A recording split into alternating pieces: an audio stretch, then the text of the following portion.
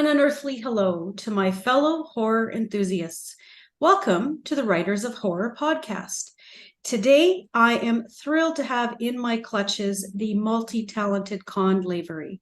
I met Konn way back when I was venturing forth with my first serial killer novel, and from the moment I met him, Konn has been supportive, encouraging, and generous with his feedback.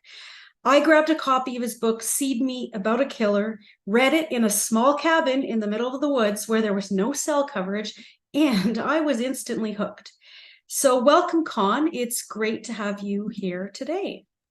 Yeah, thanks, Julie. I'm glad to be here. Excited to talk horror and all the creepy stuff.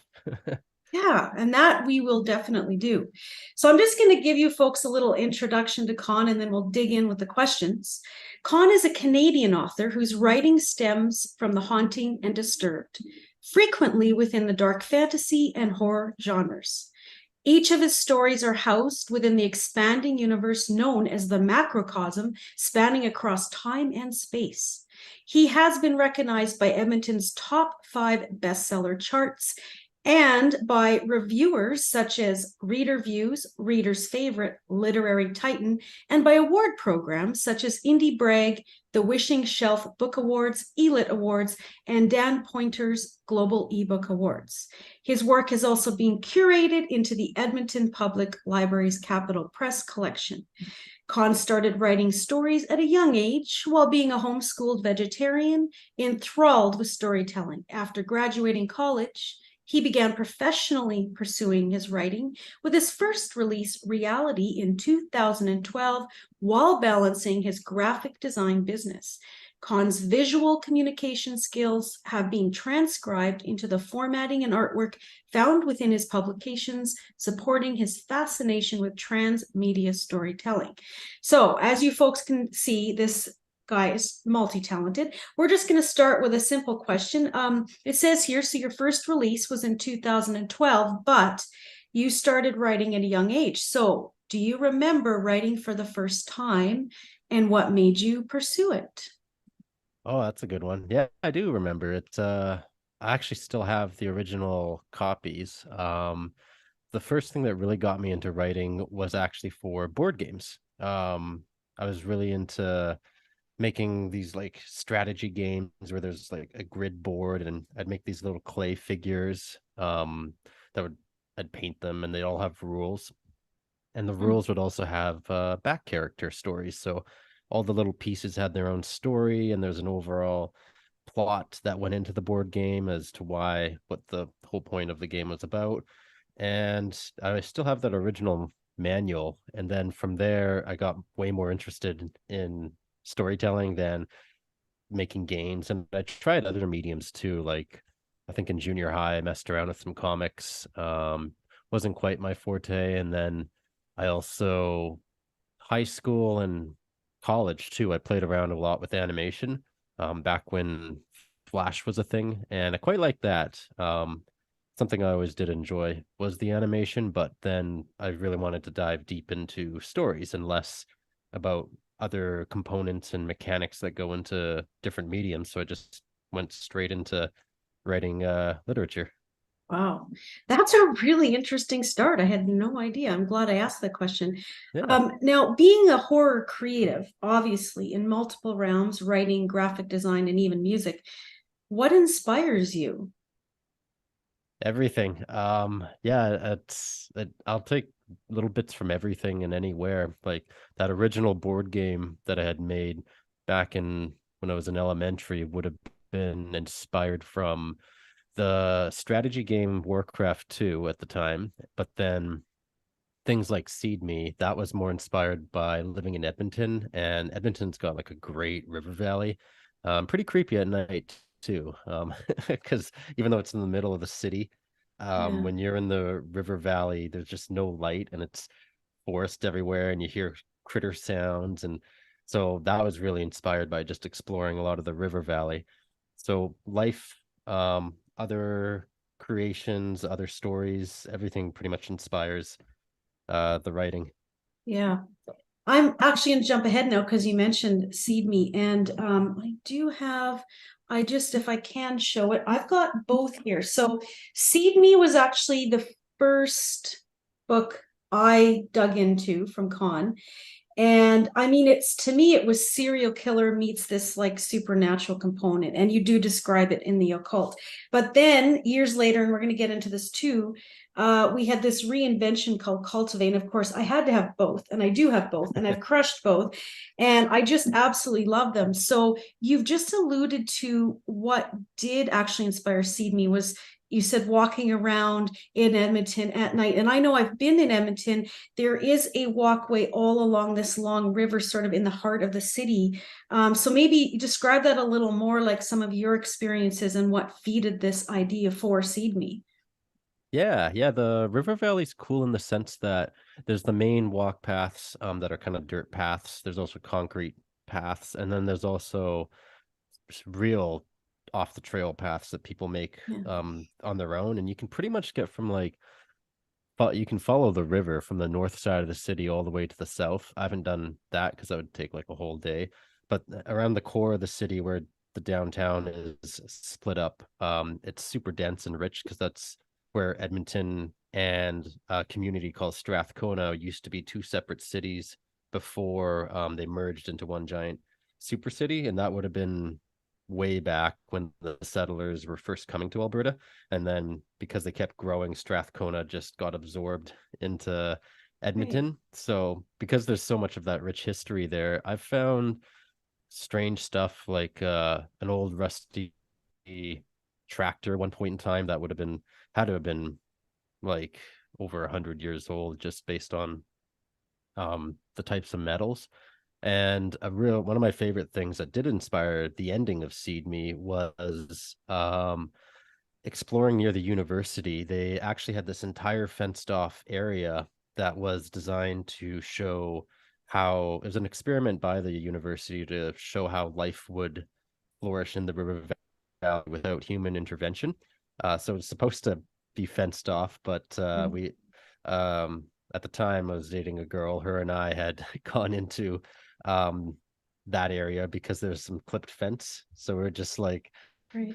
went inside, and we weren't obviously the first because there used to be wooden steps and trails and stuff, but it's all covered in graffiti and there's beer cans everywhere. And but you could explore these kind of battered up and destroyed wooden paths that have like moss growing over them and trees that have collapsed on top. And that whole section ended up being a huge inspiration for the ending of Seed Me, where the characters actually go Yeah. into that sectioned off area. And yeah, it's a great little spot of Edmonton is that river valley, and you'll always just find new things there. Yeah, that's wild. Actually, I'm glad I learned that because having read that book a couple times, yeah, I encourage our listeners to get into that. And how cool is that? Like, I know I do a lot of hiking and outdoor stuff, and I love the woods, but like, there's so many things about being out in even if you're in a city but you're in one of those sort of wooded areas where you feel like you're not in the city, and especially at night. I mean, there's so many interesting things that go through your mind, and that's brilliant now that I know that. I want to ask about Cultivate though. I love the original. I loved Cultivate. I love that you followed your heart and revamped, remade, however you're wording it. Tell us a little bit about that process and what inspired you to do Cultivate and what it was like to do that. Yeah, as writers we're always growing and getting better, and it's the curse of any creative. You tend to sometimes look down at some of your past work, and it was during the heat of the pandemic I actually started to learn to read and narrate audiobooks. So I was in the process of converting Seed Me into an audiobook and rereading some of my old work. So this would have been, I think I started the audiobooks late 2020, and I was writing Seed Me way back in 2014, came out in 2016. So that's a good 4 to 6 years of writing evolution. So looking at my old writing, I actually just couldn't stand it. Oh, So yeah, so I was like, I got time with this lockdown, so I decided I could see where the story could be just improved and better, and I really wanted to clean that up. And it was mostly the narration. The story stayed the same with a few extra scenes that were added. And this new one was to more so tighten it up and make it a little more polished. So that's kind of where the inspiration came for that. And I think it came together pretty well. Yeah, I do too. And honestly, like, I admire that you did that because there is kind of a train of thought out there about redo, and I'm all for it. And I admire that you took, because it's such a great story idea, and you Thanks. made it what you wanted to make it. And then readers like me who have read both, I mean, I kind of love both. And but it's really cool as another author and as a reader to see that reinvention. So I mean, yes, my praises for you in doing that, because some people might shy away from that, and you're just giving us an example and some inspiration to do that if we ourselves are looking to do that. Now, I need Yeah. to ask you about this thing that just came out called the Horror Collection, and I don't have it with me here yet, but it is the Lost Edition by KJK Publishing. And Konn, you have a story in it. It's a collection of stories. Yours is called He. And honestly, the cover is killer. There's a great lineup of authors in here. I definitely need to get this book. So, Konn, tell us about your story, He, in this collection. Yeah, it is a great collection. I'm excited to get some print copies too to share with family and friends. He is it actually that story came about. How did it come about? Yeah, sometimes you end up like writing so much you forget what you end up writing, and you look back at it like, oh yeah, I wrote that.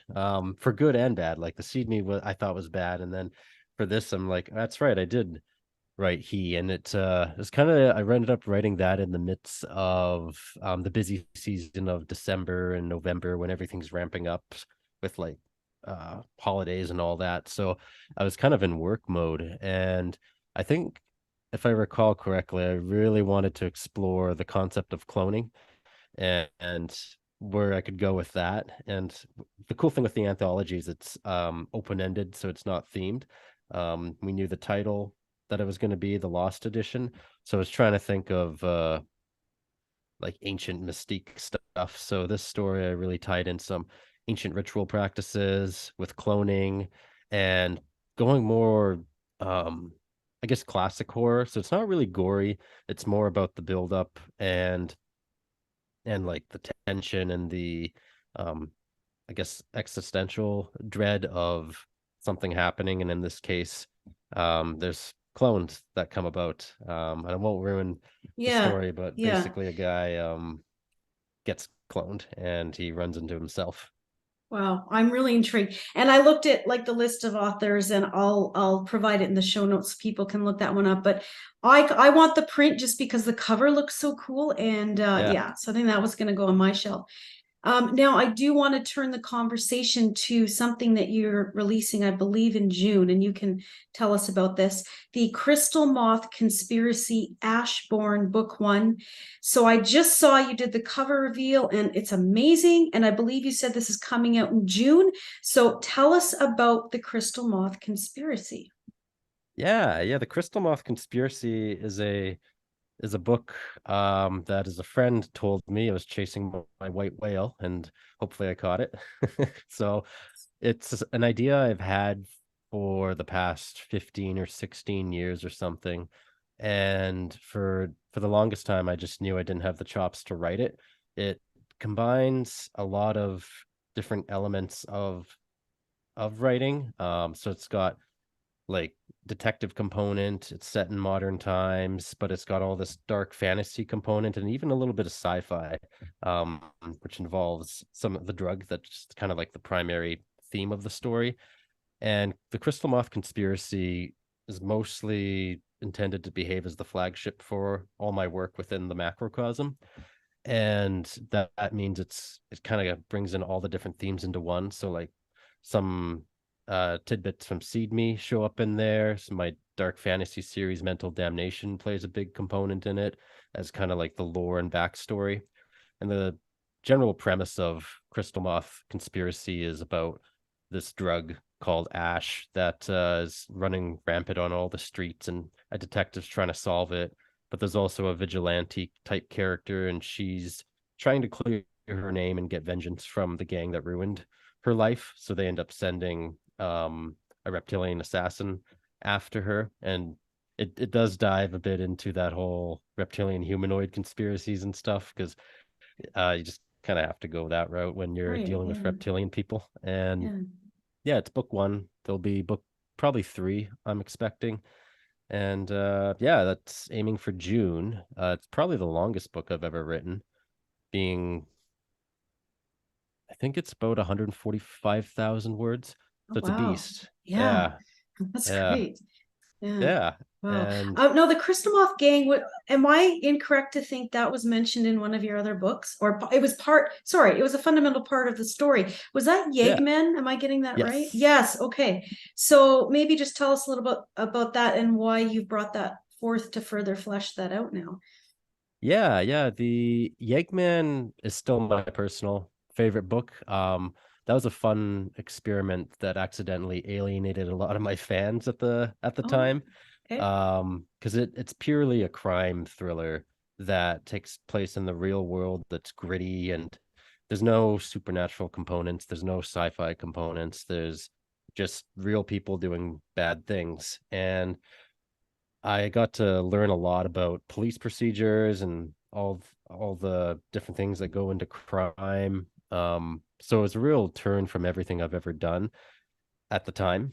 And it's actually was kind of leading up to be the kind of like the prequel book to the Crystal Moth conspiracy.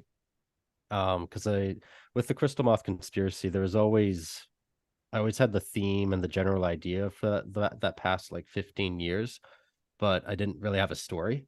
So trying to put together a story, I wanted to originally it was going to be one of the reptilian people as the protagonist, but that's a little too far out, I found, as like a relatable protagonist to really dive into this forgotten world of legends and myths that used to exist thousands of years in the past.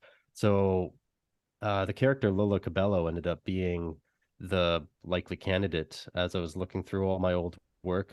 And I could have made a new character, but the way Yegman ended without spoilers really kind of opened the door for her to become um, a character on the run from the cops. And she's got motive to Hmm. want to get back at the gang. So it tied in nicely. And a lot of Yegman's story comes back into the Crystal Moth because it kind of haunts her memory. And yeah, you got to read Yegman to find out why, because Yeah, I don't want to yeah. spoil No, it. and so for me, because I read crime and horror, I guess I didn't really, because I mean, a lot of crime to me, if you're going into serial killer depths, it really is horror, and there's a fine line there. So I guess I didn't find it like, so Konn wrote a 4 book dark fantasy series, and was Yeggman maybe like right after that, or is that why maybe you said your readers didn't all follow you, or it was a bit of a Yeah, hard, yeah. Okay. yeah. I have an issue of switching lanes too much with Yeah. genre. Yeah. I do love Well, horror. yeah. Yeah, and that's kind of the root of everything that I write. And especially with over the pandemic shifting to more sales online versus the conventions, I've noticed there's different types of audiences and what they really prefer. And with like the dark fantasy series, um yeah, they like fantasy, and sometimes you get some bleed overs with horror, which tends to be the root of all my writing. And then I've got the fans of that like the horror stuff that I write. So yeah, with I ended up writing Yegman after the third book of the Mental Damnation series, and I wanted to take a break to really kind of think about the plot and the story a little bit more and where the final book was going to go. And I wanted to write a crime thriller, so I just kind of Yeah. went for it. And yeah, that one never quite had the success I was hoping it would, and that's okay. Um, but I think over time, people that have followed me long enough see that I tend to jump genres a lot. With Yeah. horror still being the theme or the central core of it, because horror is cool in the sense that you can like jump and merge it, like you're saying with serial killers. It kind of fits in every other genre. Um, if you want to dabble with that. Yeah, because I find if you're writing just like a pure crime thriller detective, um, unless like if it's really dark serial killer like Silence of the Lambs, it actually needs to be in horror because the mystery crowd would be like, oh my gosh, this like what is this? They're Yeah. expecting something different. But I guess because I found your Yegman crime thriller really dark and gritty, to me it was really more closer to horror. But I see what you're Yeah. saying. So you're saying you've noticed there's different audiences online. Have you noticed, do you notice a difference of in-person events and online? Is it different reaching your in-person audiences than it is reaching online? Oh yeah. Yeah. I found him one of those personalities that don't quite, which is funny as a writer, doesn't quite transcribe as well through text. And with online, you've got a lot of text and you've got some visuals and maybe some video, but that real in-person interaction is completely gone when you're online. And it's a different way of gaining people's attention, where in the real life it's more old school in the sense you've got like a 30-second elevator pitch that you got to grasp someone's attention, especially at a book signing or a convention. You've got them just for a very limited time because there's a lot of stimulants going on at a convention, Yeah. so you got to hook them right away. And that's something I was always good at. I think thanks to my dad, who used to be a salesman, so I just learned a lot of these old ways of selling, and they work at a convention. They're different online, so it's a little Yeah. colder online, but you get to reach way more people all around the world. And you end up like getting some people that will sign up for your newsletter and become like hardcore fans and reply back to you with every newsletter. So you have to, you got a wider I guess a bigger pool of people with online, but you've got to real narrow down and find your right demographic, where a convention or a book signing is a little easier, where you can like really upfront clarify what you're going for. Like a horror convention is obviously a good fit, so you go there and you'll find the horror fans right away. But if you are online and you just start marketing abroad, it's essentially just making a bunch of noise in the ether, instead of trying to Mhm. dig and find like, hey, maybe I can find a horror magazine or a horror specific news group that certain readers follow that love horror. So it's a different way of finding people. Yeah. So you've had to hone what you're saying, like say on your Amazon description, and be more clear to pull those people in very quickly. And then also, those are some good ideas. Like then look for, say you go to HorrorCon here, why not look for those audiences like online through a magazine? That's a really great tip because I know for me, I'm finding my audience at the in-person quite easily. Well, not easily, but like I'm getting there. But the online thing, I'm feeling that. So that's a really good idea for our listeners. If you are writing and you are trying to find that online audience, think about what you're doing in person that's working, or where are you going and who's there and how do you find them online. Now, I just want to mention before we get into the deep dive section, Konn right now, if you do go to his website, there's a really great 3-book reader pack. So please do that. And before we get into the deep dive, I do want to ask about your really cute little reading friend, Spank. Spank shows Oh, up in the newsletter, on the social media, and tell us a little bit about your furry friend. Spank the Oh, hi, cat. Spank. Yeah. She yeah, she's a cat I got. Man, 2016 was a big year. You had Seed Me came out. I picked up running outside. My gecko died, and then I got a cat. And so like all this crazy stuff happened. I actually met my partner and I became official, I believe, in 2016. I should remember that. Um, now it's recorded. But anyways, yeah. So Spank the cat came around in 2016. Adopted her from just Humane Society, and she's been glued to me ever since. I think she picked me, um, compared to me picking her, because she was Mm. just, as soon as she saw me in the pet store, she was the first cat that kind of let me hold her out of all the different cats I saw. And when I was getting her supplies throughout the store, she was in the play area, and she was just this little kitten walking back and forth through the window, following me throughout the store while being stuck in the playroom. Yeah, and I work from home too as a freelance designer, so she just works with me all day, Hmm. sits behind me on this chair, and Nice. yeah, she's a great little support. Well, I love seeing her in all your posts. So don't worry, everybody. I will definitely provide all the places you can find Konn. And we've had a really great overview of some of his work, his recent work. Look for this new work coming out in June. Thank you so much for being with us today. Yeah, thank you for having me. This has been a lot of fun. Yeah, it has.